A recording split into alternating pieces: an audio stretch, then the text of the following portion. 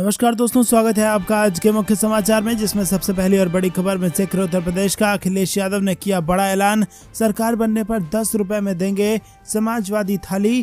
दूसरी बड़ी खबर में जिक्र होगा कि पेगासस कांड को लेकर राहुल गांधी का आरोप, मोदी सरकार ने किया देशद्रोह, कांग्रेस नेताओं ने भी केंद्र सरकार को घेरा। तीसरी बड़ी खबर में जिक्र होगा कि गर्माता जा रहा है अखिलेश यादव के हेलीकॉप्टर को रोके जाने का मामला, अखिलेश यादव ने चुनाव आयोग से की है बड़ी मांग। चौथी बड़ी खबर में जिक्र होगा कि 10 फरवरी से 7 मार्च तक यूपी चुनाव के एग्जिट पोल पर लगी रोक, निर्वाचन आयोग का बड़ा फैसला। और इसी के साथ पांचवी बड़ी खबर में आपको बताएंगे कि ममता बनर्जी के खेला होबे की तर्ज पर समाजवादी पार्टी ने दिया खदेड़ा होबे का नारा और बनाई चुनावी जिंगल। और इसी के साथ दोस्तों हर एक खबर की गहराई में आपको ले जाएंगे, लेकिन उससे पहले अगर आपको भी ऐसा लगता है कि यूपी में सरकार बदलने वाली है तो आप अभी इस वीडियो को लाइक कीजिए, चैनल पर नए हैं तो लाल बटन को सब्सक्राइब कीजिए और कमेंट में हमें बताइए कि किसकी बनेगी सरकार। दोस्तों लोग कहते हैं सबसे पहली और बड़ी खबर की तरफ। अखिलेश यादव ने किया बड़ा ऐलान, सरकार बनने पर 10 रुपए में देंगे समाजवादी थाली। जी हाँ दोस्तों, समाजवादी पार्टी के राष्ट्रीय अध्यक्ष अखिलेश यादव और आरएलडी के अध्यक्ष जयंत चौधरी ने आज यूपी के गाजियाबाद में संयुक्त प्रेस कॉन्फ्रेंस की। अखिलेश यादव ने इस मौके पर बीजेपी पर जमकर निशाना साधा। अखिलेश यादव ने समाजवादी थाली लॉन्च करने का चुनावी वादा भी किया है। समाजवादी पार्टी के सुप्रीमो अखिलेश यादव ने वादा किया कि यूपी में सरकार बनने पर 10 रुपए में समाजवादी थाली देंगे और इस थाली में पौष्टिक आहार होगा। इसके अलावा फिर से उन्होंने अपने चुनावी वादों को याद दिलाया। उन्होंने कहा कि यूपी में सरकार बनने पर 300 यूनिट मुफ्त में बिजली दी जाएगी। इसके अलावा समाजवादी पेंशन भी शुरू की जाएगी। समाजवादी पार्टी के सुप्रीमो अखिलेश यादव ने कहा कि बीजेपी ने किसानों का अपमान किया। बीजेपी को मजबूर होकर किसान आंदोलन की वजह से किसानों के सामने झुकना पड़ा। बीजेपी किसानों को समझ नहीं पाई और ये कहते हैं कि 80 करोड़ लोगों को राशन दे रहे हैं, लेकिन ये नहीं कहते कि 80 करोड़ लोगों को बेरोजगार कर दिया। इस मौके पर अखिलेश यादव ने भाईचारा जिंदाबाद और हमारी ताकत भाईचारा का नारा भी दिया और समय पर गन्ने का भुगतान होगा ये वादा भी किया। अखिलेश यादव ने कहा कि सरकार बनने पर गाजियाबाद में ऐसी सफाई की व्यवस्था कराएंगे कि दिल्ली में भी ऐसी नहीं होगी। समाजवादी पार्टी ने मेट्रो के लिए जितना काम किया उतना किसी ने नहीं किया। दोस्तों रुक करते हैं अगली बड़ी खबर की तरफ। पेगासस को लेकर राहुल गांधी का आरोप, मोदी सरकार ने किया देशद्रोह, कांग्रेस नेता ने भी केंद्र को घेरा। जी हाँ दोस्तों, आपको बता दें कि यहाँ पर केंद्र सरकार पर आरोप लगे हैं कि उसने 2017 में इजराइल से पेगासस स्पाईवेयर खरीदा था और अब इसे लेकर कांग्रेस के पूर्व अध्यक्ष राहुल गांधी ने नरेंद्र मोदी सरकार पर देशद्रोह का आरोप लगाया है। इतना ही नहीं, कांग्रेस के पर राज्यसभा में नेता प्रतिपक्ष मल्लिकार्जुन खड़गे ने भी भाजपा सरकार पर निशाना साधा है। अमेरिकी अखबार न्यूयॉर्क टाइम्स की रिपोर्ट में दावा किया गया है कि 2017 में भारत और इजराइल के बीच लगभग 2 अरब डॉलर के आधुनिक हथियारों और खुफिया उपकरणों का सौदा हुआ था। इसमें पेगासस स्पाईवेयर और एक मिसाइल प्रणाली की खरीद मुख्य रूप से शामिल है। इस खबर को लेकर राहुल गांधी ने ट्वीट किया कि मोदी सरकार ने हमारे लोकतंत्र की प्राथमिक संस्थाओं, राजनेताओं और जनता की जासूसी करने के लिए पेगासस खरीदा था। फोन टैप करके सत्ता पक्ष, विपक्ष, सेना, न्यायपालिका सबको निशाना बनाया गया है। ये देशद्रोह है।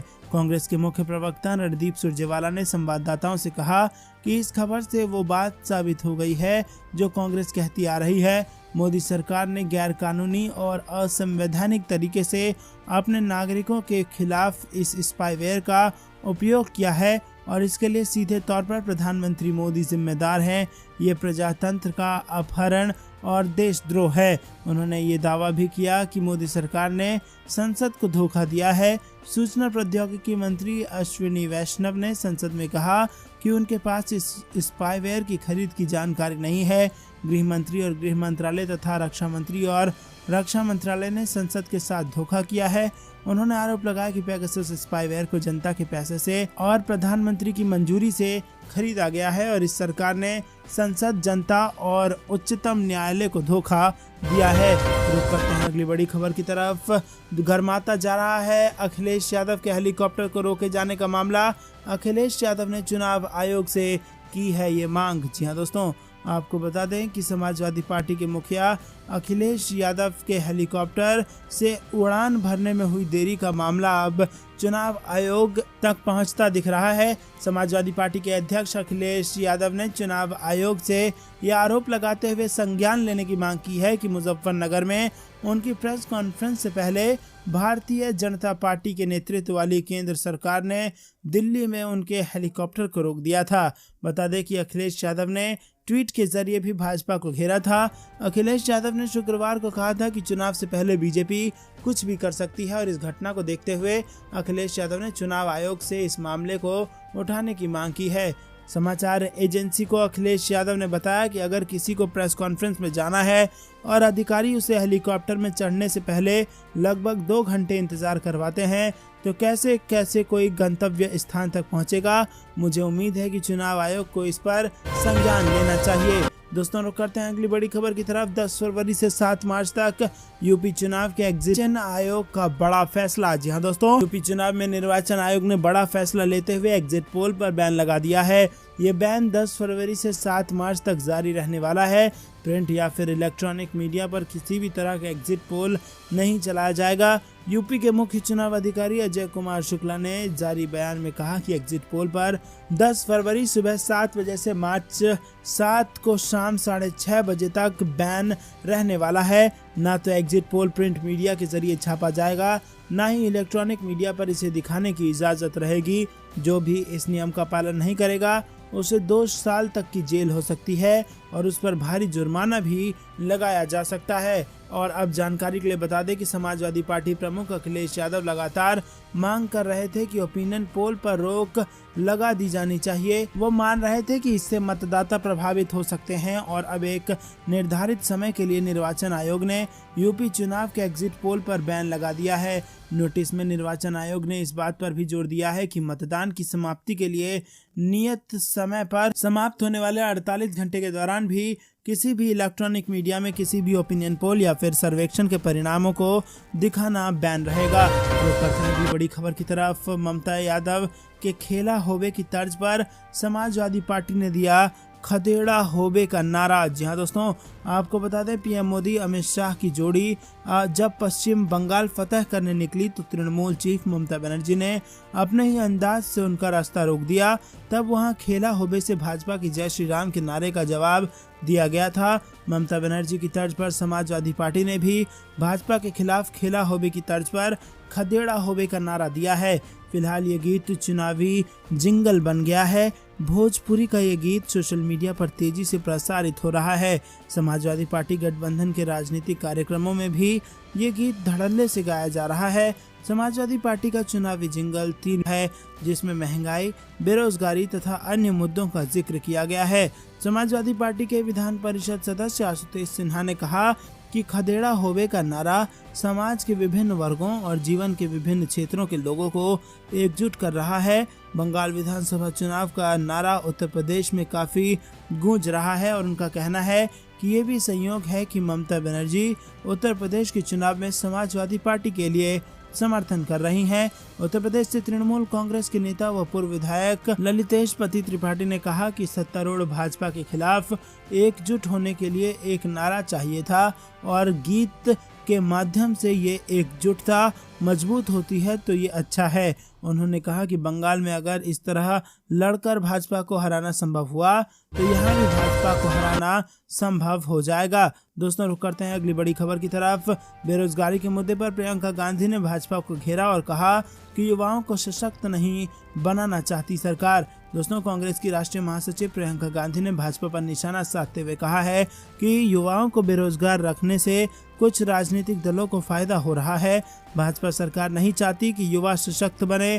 प्रियंका नौजवानों के लिए कांग्रेस की ओर से जारी किए गए भर्ती विधान युवा घोषणा पत्र को लेकर शुक्रवार को फेसबुक लाइव के माध्यम से युवाओं से संवाद कर रही थी। उन्होंने कहा कि कांग्रेस बार बार कह रही है कि जातिवाद और सांप्रदायिकता की राजनीति से जनता का विकास नहीं होगा, लोगों को रोजगार नहीं मिलेगा। जो लोग 70 साल की बात कर रहे हैं उन्हें पता होना चाहिए कि IIT, एम्स जैसी संस्था कांग्रेस नहीं बनवाए हैं। दोस्तों रुक करते हैं अगली बड़ी खबर की तरफ। भाजपा की उत्तर प्रदेश में बढ़ेंगी मुश्किलें, किसान मोर्चा 3 फरवरी से शुरू करेगा मिशन उत्तर प्रदेश। जी हां दोस्तों, 3 कृषि कानून रद्द होने के बाद भी सरकार और किसानों के बीच चला आ रहा विवाद खत्म होता नहीं दिख रहा है। संयुक्त किसान मोर्चा केंद्रीय मंत्री अजय मिश्रा टेनी की गिरफ्तारी व बर्खास्तगी की मांग व सरकार के किसानों से किए गए वादों को न निभाने के खिलाफ 3 फरवरी से मिशन उत्तर प्रदेश शुरू करने का ऐलान किसान मोर्चा ने किया है। वहीं मोर्चा अपनी मांगों को लेकर 31 जनवरी को देश भर के सभी तहसील व जिला मुख्यालयों पर सरकार के खिलाफ विरोध प्रदर्शन करेगी। इसी के साथ किसानों और सरकारों के बीच लंबे समय से चला आ रहा विवाद अभी थमता नहीं नजर आ रहा है। संयुक्त किसान मोर्चा ने ऐलान किया है कि वो 3 फरवरी से पूरे उत्तर प्रदेश में मिशन उत्तर प्रदेश शुरू करने वाली है। शुक्रवार को समन्वय समिति की बैठक में इस बात का निर्णय लिया गया। रुक करते हैं अगली बड़ी खबर की तरफ। मेरठ में अखिलेश यादव का बयान, बोले किसानों ने भाजपा के लिए बंद किए हैं दरवाजे। जी हां दोस्तों, आपको बता दें मुजफ्फरनगर में संयुक्त प्रेस वार्ता करने के बाद अखिलेश यादव और चौधरी जयंत सिंह मेरठ के गॉडविन होटल पहुंचे और अखिलेश यादव ने कहा कि पश्चिमी उत्तर प्रदेश के किसानों ने भाजपा के लिए दरवाजे बंद कर दिए हैं और इनके विधायक और सांसद कूटे जा रहे हैं, उन्हें अपमानित होना पड़ रहा है। उन्होंने कहा कि टिकट को लेकर कहीं कोई विरोध नहीं है, वोट डालने की तारीख आने पर सब SPRLD को वोट करेंगे। इसी के साथ इससे पहले समाजवादी पार्टी के राष्ट्रीय अध्यक्ष व पूर्व मुख्यमंत्री अखिलेश यादव मुजफ्फरनगर पहुंचे थे। पहले मुजफ्फरनगर में अखिलेश और चौधरी जयंत की संयुक्त प्रेस वार्ता हुई। अखिलेश यादव ने मुजफ्फरनगर की जनता से बताया कि मैं दिल्ली में कई घंटे तक हेलीकॉप्टर में बैठा रहा। अखिलेश यादव ने कहा कि ये चुनाव किसानों और नौजवानों के भविष्य का चुनाव है। दोस्तों रुक करते हैं अगली बड़ी खबर की तरफ। जब एयर ट्रैफिक था तो बीजेपी नेता का हेलीकॉप्टर कैसे उड़ा, एयरपोर्ट की सफाई पर भड़के अखिलेश यादव। जी हां दोस्तों, सपा प्रमुख अखिलेश यादव का हेलीकॉप्टर रोकने का मामला गर्माता एयरपोर्ट की तरफ से सफाई आई है और इसके बाद अखिलेश यादव और ज्यादा भड़क गए हैं। अखिलेश यादव ने सवाल किया है कि अगर एयर ट्रैफिक की वजह से मेरा चॉपर रुका तो बीजेपी नेताओं ने मुझसे पहले कैसे उड़ान भर ली। अखिलेश यादव को शुक्रवार की दोपहर दिल्ली से मुजफ्फरनगर जाना था। वहां RLD अध्यक्ष जयंत चौधरी के साथ उनकी संयुक्त प्रेस कॉन्फ्रेंस थी। अखिलेश यादव ने दिल्ली से दावा किया कि मेरे हेलीकॉप्टर को बिना किसी कारण बताए दिल्ली में रोक कर रखा गया और मुजफ्फरनगर नहीं जाने दिया जा रहा है। अखिलेश यादव के दावे पर यूपी के डिप्टी CM केशव प्रसाद मौर्य समेत कई नेताओं ने भी निशाना साधा है। दोस्तों रुक करते हैं अगली बड़ी खबर की तरफ। 31 जनवरी को देश भर में मनाया जाएगा विश्वासघात दिवस। संयुक्त किसान मोर्चा की तैयारियां इस वक्त जोरों पर। जी हां दोस्तों, आपको बता दें कि संयुक्त किसान मोर्चा के आह्वान पर 31 जनवरी को देश भर में विश्वासघात दिवस मनाया जाएगा। इसके तहत जिला और तहसील स्तर पर रोष प्रदर्शन आयोजित किए जाएंगे। मोर्चे से जुड़े सभी किसान संगठन जोर शोर से इसकी तैयारी में जुटे हैं। उम्मीद है कि यह कार्यक्रम देश के कम से कम 500 जिलों में आयोजित किया जाएगा। आपको बता दें कि किसानों के साथ हुए धोखे का विरोध करने के लिए संयुक्त किसान मोर्चे ने 15 जनवरी को हुई अपनी बैठक में यह फैसला किया था। इन प्रदर्शन में केंद्र सरकार के नाम ज्ञापन भी दिया जाएगा। शुक्रवार को संयुक्त किसान मोर्चे की कोऑर्डिनेशन कमेटी की बैठक में इस कार्यक्रम की तैयारी की समीक्षा की गई। सरकार का किसान विरोधी रुख इस बात से जाहिर हो जाता है कि 15 जनवरी के फैसले के बाद भी भारत सरकार ने 9 दिसंबर के अपने पत्र में किया कोई वादा पूरा नहीं किया है। आंदोलन के दौरान हुए केस को तत्काल वापस लेने और शहीद परिवारों को मुआवजा देने के वादे पर पिछले 2 हफ्ते से कोई भी कार्रवाई नहीं हुई है। MSP के मुद्दे पर सरकार ने कमेटी के गठन की कोई घोषणा नहीं की। इसलिए मोर्चे ने देश भर में किसानों से आह्वान किया है कि वो विश्वासघात दिवस के माध्यम से सरकार तक अपना रोष पहुंचाएं। दोस्तों रुक करते हैं अगली बड़ी खबर की तरफ, जो कि मौसम विभाग से निकल के आ रही है। कड़ाके की ठंड से कब मिलेगी राहत, इसको लेकर IMD ने जारी किया है अलर्ट। जी हां दोस्तों, उत्तर पश्चिम और मध्य भारत में शीतलहर के शनिवार के बाद धीरे धीरे कम होने की संभावना है, जबकि 2 से 4 फरवरी तक उत्तर पश्चिम, पूर्व और पूर्वोत्तर भारत में बारिश होगी। भारत मौसम विज्ञान विभाग के मुताबिक अगले 24 घंटे के दौरान उत्तर पश्चिम और मध्य भारत के अधिकांश हिस्सों में न्यूनतम तापमान में कोई अहम बदलाव होने की संभावना नहीं है और उसके बाद धीरे धीरे 4 से 6 डिग्री सेल्सियस की बढ़ोतरी होगी। मौसम विभाग के अनुसार 2 फरवरी तक उत्तर पश्चिम और मध्य भारत के अधिकांश हिस्सों में अधिकतम तापमान 3 से 5 डिग्री सेल्सियस बढ़ने और उसके बाद गिरने की संभावना है। अगले 4 दिनों के दौरान पंजाब, हरियाणा, दिल्ली और उत्तर प्रदेश में हवा के 15 से 25 किलोमीटर प्रति घंटा की स्पीड से चलने की संभावना है और अगले 3 दिनों के दौरान पूर्वी भारत में न्यूनतम तापमान में कोई महत्वपूर्ण बदलाव होने की संभावना 2 से 4 डिग्री सेल्सियस तक गिर जाएगा। रुक करते हैं अगली बड़ी खबर की तरफ, जिसमें आपको बता दें कि जयंत चौधरी ने वोटर्स के नाम लिखी चिट्ठी और की बड़ी अपील। जी हां दोस्तों, उत्तर प्रदेश के विधानसभा चुनाव को लेकर राजनीति यहां पर चरम पर है और आपसी में जुबानी जंग तेज हो गई है। प्रत्याशियों का ऐलान होते ही एक दूसरे पर आरोप प्रत्यारोप का दौर भी शुरू हो गया है। वहीं इसी बीच अखिलेश यादव पर मुख्तार अब्बास नकवी ने भी तंज कसा है, तो योगी के मंत्री का अब्दुल्ला आजम पर निशाना साधा गया है। जेपी नड्डा ने बरेली में घर घर जाकर वोट मांगी है, तो जयंत चौधरी ने वोटर्स को चिट्ठी लिख करके अपील कर दी है। राष्ट्रीय लोकदल के मुखिया जयंत चौधरी ने वोटर्स के नाम चिट्ठी लिखी है और इसमें उन्होंने कहा है कि पिछले 5 साल सत्ता में बैठे लोगों की दुर्भावनाओं और कुशासन के कारण जन विरोधी वो रही है और सत्ताधीशों ने सामाजिक द्वेष, जातिगत और धार्मिक उन्माद फैलाकर जनता को बांटने का काम किया है। दोस्तों, रुक करते हैं अगली बड़ी खबर की तरफ। बीजेपी के खिलाफ 3 फरवरी से मिशन उत्तर प्रदेश शुरू करेगा संयुक्त किसान मोर्चा। जी हां दोस्तों, संयुक्त किसान मोर्चा ने घोषणा की है कि वो चुनावी राज्य में भारतीय जनता पार्टी के खिलाफ 3 फरवरी से मिशन उत्तर प्रदेश शुरू करेगा। रिपोर्ट में कहा गया है कि शुक्रवार को समन्वय समिति की बैठक में निर्णय लिया गया। मिशन उत्तर प्रदेश के तहत एसकेएम केंद्रीय मंत्री अजय मिश्रा टेनी की गिरफ्तारी और बर्खास्तगी की मांग उठाएगा।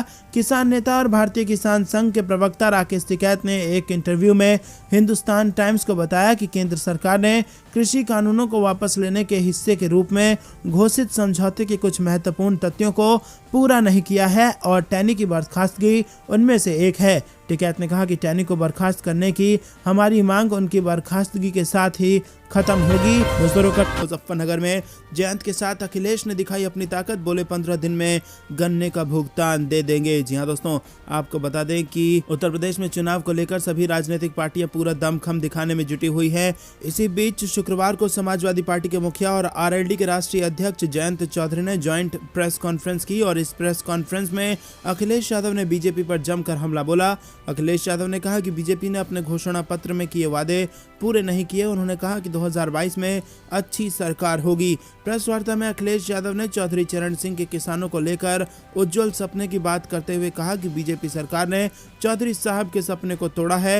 वहीं अखिलेश ने आगे कहा कि मैं और जयंत चौधरी हम दोनों किसानों के बेटे हैं और किसानों के हक के लिए आखिर तक लड़ेंगे। अखिलेश यादव ने कहा कि हमारी सरकार आती है तो यूपी में कोई भी काला कानून लागू नहीं हो सकेगा। वहीं एमएसपी पर सरकारी खरीद का इंतजाम भी होगा। समाजवादी पार्टी के मुखिया ने प्रेस वार्ता के दौरान कहा कि अगर सरकार में हम आते हैं तो 300 यूनिट बिजली फ्री दे देंगे, सिंचाई के लिए बिजली माफ होगी, किसानों के लिए एमएसपी पर खरीद के लिए इंतजाम किए जाएंगे, गन्ने के भुगतान के लिए उन्हें इंतजार ना करना पड़े, इसके लिए फार्मर कॉर्पस फंड और फार्म रिवॉल्विंग फंड बनाएंगे।